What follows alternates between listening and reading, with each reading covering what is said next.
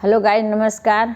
आप लोग कैसे हैं और आप लोग के यहाँ ठंडी कैसे हो रही है? हमारे यहाँ ठंडी हो रही है ज़्यादा, इसलिए शाल ओढ़ के बैठे हैं। आज एक आप लोग के सामने हवन गीत गाएंगे।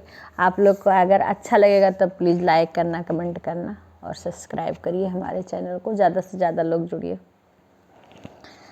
आप लोग को कैसा लगेगा प्लीज़ कमेंट द्वारा बताइएगा। सुंदरी हूँ अमदिया खन आए रघुराई, सुंदरी हूँ अमदिया खन आए रघुराई, सुंदरी हूँ अमदिया खनी आए रघुराई।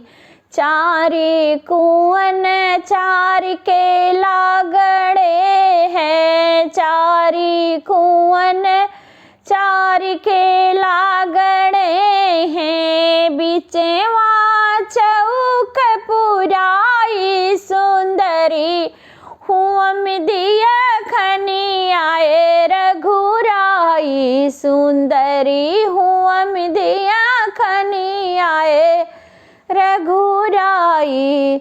चारी कुवन चार कलसा धरे हैं, चारी कुवन चार कलसा धरे हैं, उसे पर दीप जलाई, सुंदरी हूँ अमदिया खनी आए रघुराई। उसे पर दीप जलाई, सुंदरी हूँ अमदिया खनी आए रघुराई, सुंदरी हूँ अमदिया खनी आए रघुराई।